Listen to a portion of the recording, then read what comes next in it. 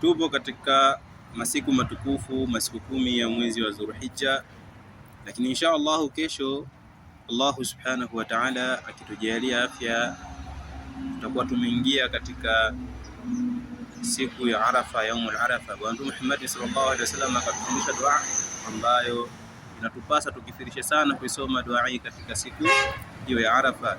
Bwana Mtume Muhammad sallallahu alaihi wasallam akatufundisha dua hii kusema la ilaha illa Allah wahdahu la sharika la lahul mulku wa lahul hamdu wa huwa ala kulli shay'in qadir. Ndugu zangu katika Islam, dua hii ni muhimu sana, tuisome, tuikithirishe katika kuisoma, tuwahimize watoto zetu, lakini pia sio kana kwamba tusisome dua zingine. Dua zingine tusome, tuwasomee watoto wetu, tuwaombee dua mbalimbali, lakini tukithirishe sana kusoma dua hii.